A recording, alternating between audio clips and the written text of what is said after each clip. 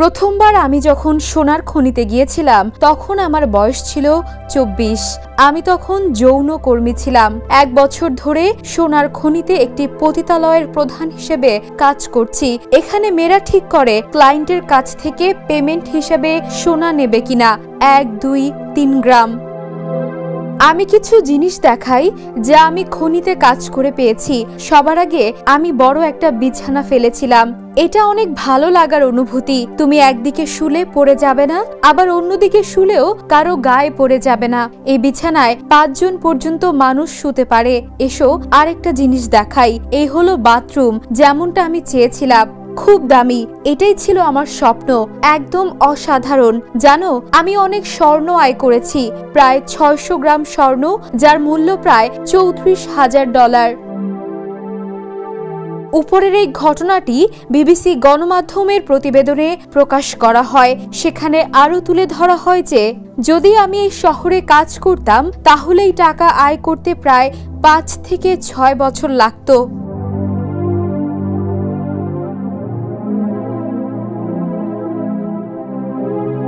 এটাই আসলে খনি শ্রমিকের জীবন। আমরা খনিতে থাকি, জঙ্গলে থাকি, এ জীবন মানেই কষ্ট।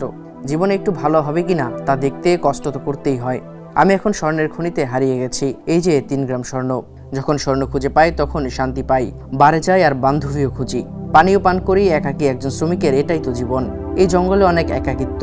যদি পানীয় না থাকে তাহলে পাগল হয়ে যাব, বরং শহরের মেয়েদের জন্য আকর্ষণ বেড়ে যায়। অ্যামাজনের গভীরে অবৈধ খনি থেকে সোনা তোলা হয়। গত 1 দশকে ব্রাজিলে এসব খনিতে খনন দ্বিগুণের বেশি বেড়েছে, আর এর সাথে নারীদের উপর নিপীড়নের নীরব ঘটনাও ঘটেছে।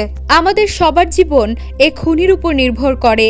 যদি স্বর্ণ তোলা বন্ধ হয়ে যায় তাহলে পুরো শহর বন্ধ হয়ে যাবে। আমি স্বর্ণের খনিতে কাজ করি অনেক মেয়ের মতো। আমার 7টা বাচ্চা আছে। তাদের দেখাশোনার কেউ নেই। কে মাছ ধরতে যাবে? আমি তাদের জন্য ভালো একটা জীবন দিতে চাই, কিন্তু আমি অনেক সময় খালি হাতে ফিরে আসি। আমি স্বর্ণের খনিতে কাজ করছি 12 বছর বয়স থেকে।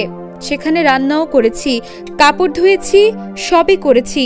যখন স্বর্ণ দেখি মনে আনন্দ হয়। আমি সন্তানদের জন্য কাজ করছি, এটা গর্বের। আমি এই কাজ শুধু তাদের ভবিষ্যতের জন্য করি। আমার প্রথম সন্তান যখন হয় তখন আমার বয়স ছিল 18, আজ ওর বয়স 16। সে এখন আমার মতো কাজ করে। আমি চাই না আমার মেয়ে আমার মতো পরিস্থিতির মধ্যে দিয়ে যাক। খুব অল্প বয়সে রান্না করা কঠিন, তার বয়স কম, এটা ভালো না। কারণ আমরা সহিংসতা আক্রমণের মুখোমুখি হই, এটা বিপজ্জনক। কিন্তু এইখানে আমরা ভালো আয় করতে পারি। সবাই খেতে বসো। বেঁচে থাকার জন্য যা করতে হয় তাই করি, এটাই ব্রাজিলের নিয়ম।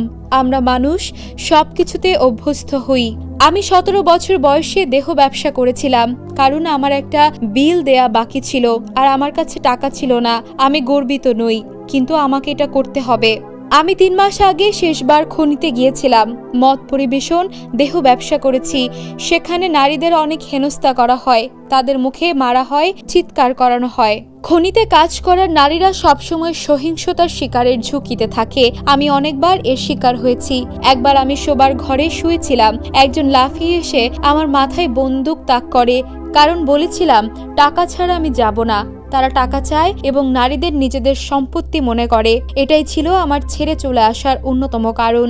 ভয়ে আমি চলে আসার সিদ্ধান্ত নিয়েছিলাম, তারপর সব ছেড়ে চলে আসি। এখন চলছে জীবন, আমি আর মনেও করতে চাই না। আমি এখন শহরে থাকতে চাই, যেখানে বেশি নিরাপদ। প্রতিবার আমরা খনিতে যাই, এটা ভাগ্যের খেলা। আমি সবসময় ভালো জীবনের আশায় এই ঝুঁকি নিয়েছি, কিন্তু এখনো সাফল্য পাইনি। আমার মনে হয় মাছ ধরার জাল আনা দরকার। দেখো, একটা মাছ ধরেছি, এখন এটাকে সাবধানে রাখতে হবে।